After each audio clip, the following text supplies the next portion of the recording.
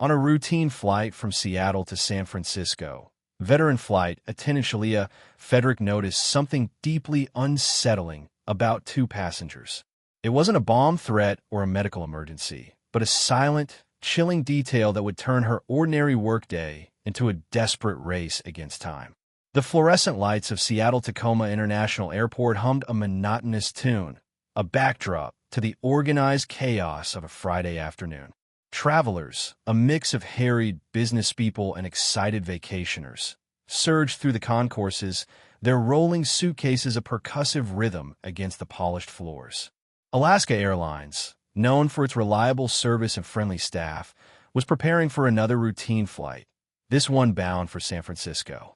Shelia Fedrick, a flight attendant with a warm smile that could disarm even the most anxious flyer and a knack for remembering names and faces after just a single interaction, greeted passengers as they boarded. She enjoyed the subtle art of people watching, the brief glimpses into lives so different from her own. 10 years on the job had given her a quiet confidence, a sense of knowing she could handle almost anything. But as the final passengers trickled onto the plane, a subtle unease, like a discordant note in a familiar melody, settled over Shelia. It wasn't a specific incident, just a prickling at the back of her neck, a feeling that something was subtly, yet profoundly off. The stream of passengers had slowed to a trickle. Shelia's eyes, trained to observe, scanned the boarding individuals. And then she saw them. A young girl, perhaps 14 or 15, shuffled onto the plane, her head downcast. Her faded, oversized sweatshirt, the color of a washed-out sky, swallowed her small frame, the sleeves pushed up to reveal thin wrists, almost too delicate.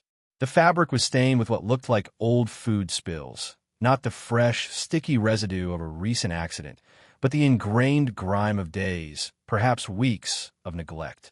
Her hair, a dark, tangled mass, hung limp and greasy, obscuring most of her face. But it was her eyes, when she briefly glanced up, that truly caught Shelia's attention. Large and brown, they held a haunted, distant look, a profound emptiness that seemed to extinguish any flicker of youthful spark. They darted nervously around the cabin, avoiding direct contact with anyone. She walked with a slight slump, her shoulders hunched, as if trying to make herself as small and inconspicuous as possible. She seemed to shrink away from the man walking beside her, a palpable distance between them despite their physical proximity. He, in stark contrast, was the picture of composed control, crisp, clean, and radiating an air of almost aggressive authority. He was everything the girl was not. His clothes were well-tailored, a dark, subtly expensive suit that spoke of understated wealth, the kind that whispered rather than shouted. He wore a crisp white shirt and a silk tie, knotted perfectly. His shoes were polished to a mirror shine. He looked like he'd stepped out of a business magazine. Yet there was something too perfect about his appearance, a sense of meticulous grooming that bordered on artificial. He hovered over the girl, his hand resting possessively on the armrest between them, a gesture that seemed less about affection and more about asserting ownership and control. Shelia noticed a slight tremor in his hand, a barely perceptible shake that betrayed a nervousness he was trying hard to conceal. He kept subtly adjusting his tie, a nervous tic that he seemed unaware of, and he pointedly avoided meeting Shelia's gaze directly, his eyes flicking past her as if she were an insignificant object. Shelia's mind raced. Could it be a simple misunderstanding? A rebellious teenager and an overbearing father on a strange trip? A family dispute playing out in the confined space of an airplane cabin? She'd seen plenty of those in her career. But something about the girl's utter silence, the way she seemed to fold inward, radiating an aura of fear and helplessness, dismissed those possibilities. In her 10 years as a flight attendant, Shelia had witnessed a wide spectrum of human behavior. Family arguments, airsick passengers, drunken revelry, even the occasional celebrity attempting to travel incognito. But this felt fundamentally disturbingly different. A knot of unease tightened in Shelia's stomach. Her pulse quickened, a subtle but persistent thrumming in her ears. Shelia approached their row with a practiced, welcoming smile, the one she'd honed over years of calming nervous flyers and dealing with the demands of sometimes difficult passengers. "Good afternoon," she said, her voice warm and friendly. "Can I offer you anything to drink? We have juice, soda, water."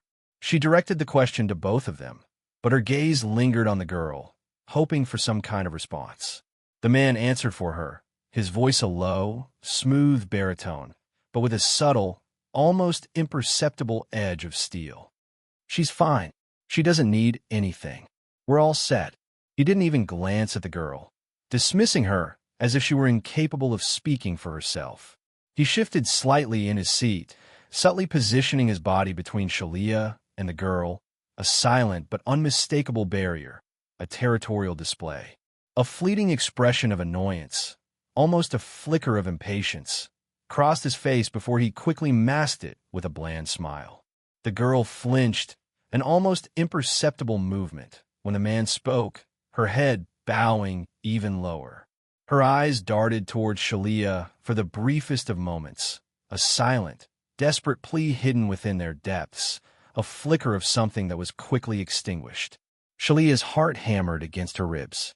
Every instinct, every fiber of her being, screamed that this was not a normal situation. This was something far more sinister. The thought, a horrifying whisper at the very edge of her consciousness, was almost too terrible to fully form. Could it be human trafficking? The idea was like a cold wave washing over her.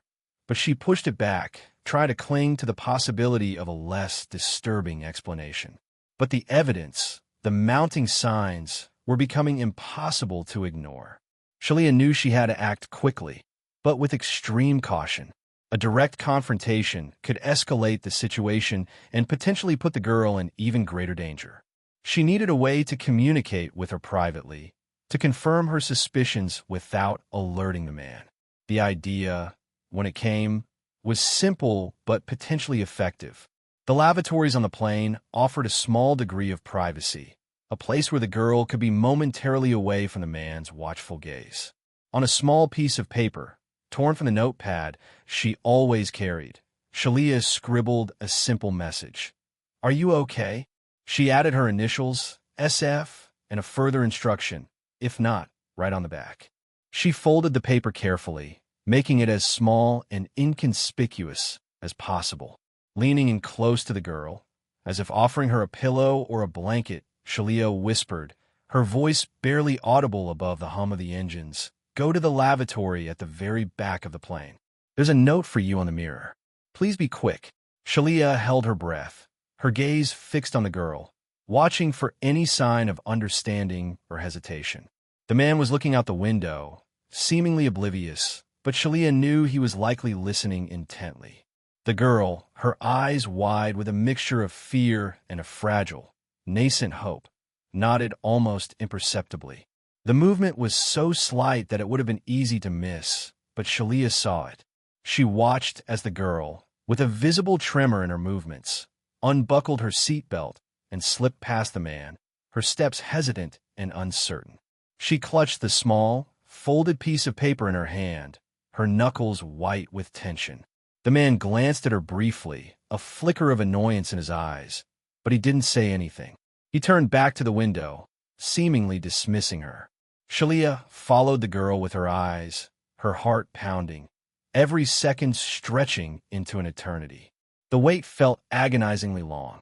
Finally, after what felt like an hour, but was probably only a few minutes, the girl emerged from the lavatory. Her face was pale, her eyes red-rimmed, but there was a new, almost imperceptible firmness in her posture. Shelia discreetly made eye contact, and the girl gave a tiny, almost invisible nod. Her hands were shaking as Shelia walked back to her seat, the crumpled paper held tightly and now hidden. Shelia made her way to the cockpit, her steps measured and deliberate, trying to appear calm and composed despite the turmoil raging inside her. Her heart was pounding, but her voice, when she spoke to the pilots, was steady and controlled, professional despite the adrenaline surging through her veins. She relayed her observations, emphasizing the girl's desperate plea for help, the clear signs of distress, and the man's controlling behavior. The pilots, Captain Thompson and First Officer Ramirez, listened intently, their faces growing increasingly serious. They immediately understood the gravity of the situation and contacted air traffic control, who in turn alerted law enforcement authorities in San Francisco.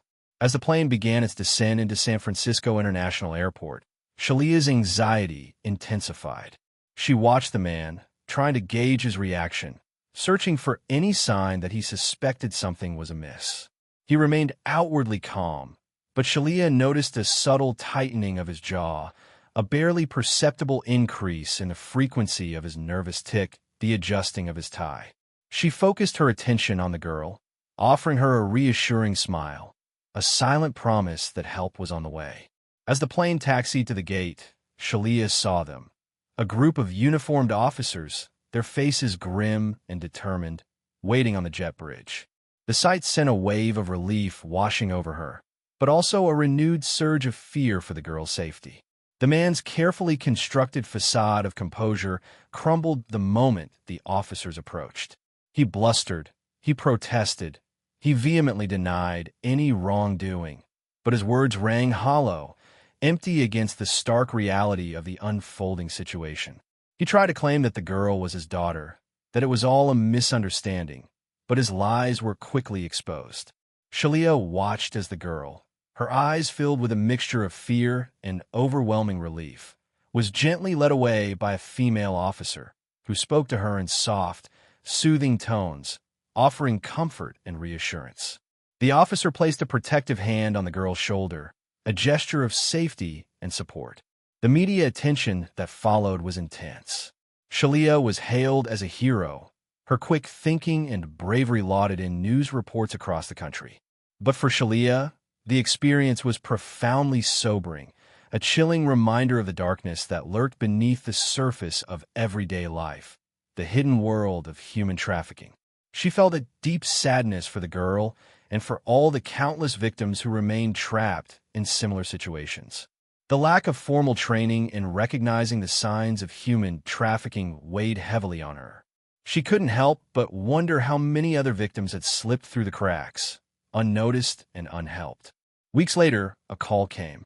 An unknown number, but something compelled her to answer.